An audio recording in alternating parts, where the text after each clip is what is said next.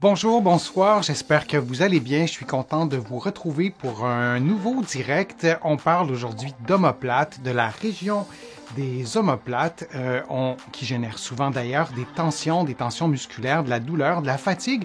Aussi, souvenez-vous que les conseils d'aujourd'hui ne remplacent pas ceux d'un professionnel de la santé, encore moins un examen ou une évaluation d'un professionnel de la santé. Vous devez aussi adapter les conseils que je vous donne aujourd'hui à votre condition et certains aussi pourraient ne pas convenir. Vous allez trouver beaucoup des conseils, des exercices que je vous donnerai aujourd'hui dans mon livre 99 façons de soulager les douleurs au dos et au cou et aussi va prendre l'air, tout sur le pouvoir exceptionnel de la respiration. Il y a vraiment plusieurs contextes où on souhaite stimuler, on souhaite assouplir, on souhaite renforcer, augmenter l'endurance des muscles et des omoplates et souvent on va faire des erreurs. Alors je vais vous présenter un des exercices et deux aussi les erreurs qu'on fait en faisant certains exercices. Alors je vous montre un exercice que je vous ai déjà montré sur ma chaîne. Donc coucher sur le côté, on va lever un poids, en l'occurrence une boîte de conserve, on va le faire relativement lentement et on pourrait descendre plus rapidement par exemple. Alors l'erreur qu'on fait le plus souvent lorsqu'on stimule les rotateurs externes.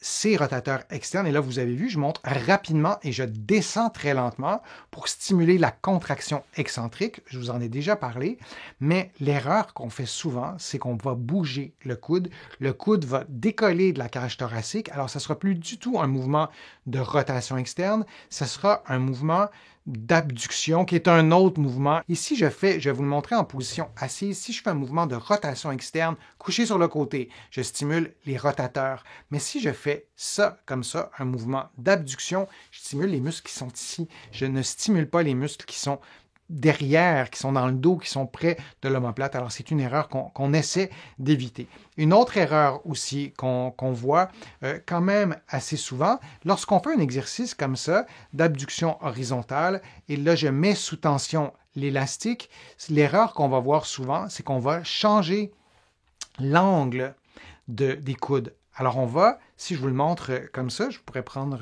cette bande élastique-ci. Alors, si je me place dans la même position, parce que je vous l'ai montré couché, mais je pourrais vous le montrer en position assise. Alors, ce qu'on va faire, c'est qu'on va garder la tension, mais graduellement, on va approcher l'élastique de soi ou on va l'éloigner. Idéalement, on ne voudrait pas changer l'angle des coudes lorsqu'on fait un exercice, comme je vous ai montré, ou si je vous le montre un peu plus grand comme ça, couché sur le dos, c'est la même chose. Et on garde la position, vous le savez, pendant 10, 20, 30 secondes. Et l'autre erreur qu'on fait souvent aussi, c'est qu'on ne fait pas d'exercice statique. On ne fait d'exercice isométrique, si vous préférez. On va faire des exercices toujours avec du mouvement, mais de prendre la bande élastique comme ça et de tenir l'élastique sans mouvement. En ce moment, mes muscles forcent, pour vrai. C'est important aussi de stimuler les mouvements, les exercices qui ne sollicitent pas de mouvement parce que les muscles de l'omoplate, ce sont des muscles stabilisateurs. Ce ne sont pas uniquement des muscles qui nous font bouger le bras, tout ça. C'est des muscles aussi qui doivent garder cette région-là très stable, immobile, pour qu'on puisse en bouger une autre, par exemple. Alors, ne jamais oublier de faire aussi des exercices qui sont statiques, en plus des exercices qui sont dynamiques. Je vous montre une autre erreur. Lorsqu'on fait des exercices, c'est de faire des exercices dans une seule position. Donc, on va parfois uniquement faire des exercices en position assise. On doit faire des exercices couchés sur le dos. Je vous montre cet exercice-là. Je pourrais vous en montrer plusieurs autres. Vous pouvez très bien vous imaginer que vous pouvez faire le même exercice, mais aussi couché sur le dos.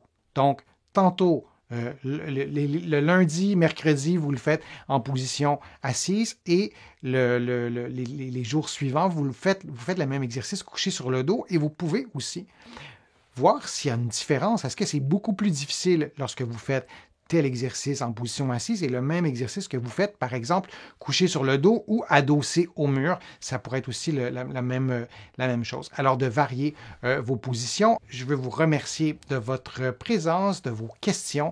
C'est toujours un plaisir de vous retrouver lors des directs, lors des vidéos que vous voyez sur ma chaîne. C'est toujours vraiment un plaisir et un privilège de lire vos commentaires. Vous êtes partout dans la francophonie et ailleurs, sur les 5 continents.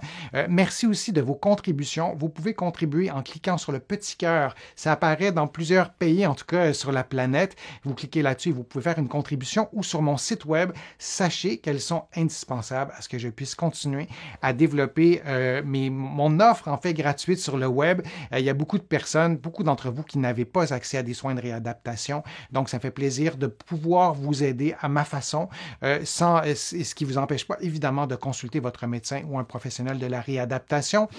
Vous allez trouver beaucoup d'informations dans mes livres que vous allez trouver partout ici au Canada en librairie et sur le web. Vous allez aussi les trouver de l'autre côté de l'Atlantique, notamment à la Librairie du Québec à Paris et aussi dans d'autres librairies. Vous allez aussi les trouver sur le web et vous pouvez aussi vous abonner gratuitement à mon infolettre, à mes courriels thématiques en visitant mon site web, le www.denisfortier.ca.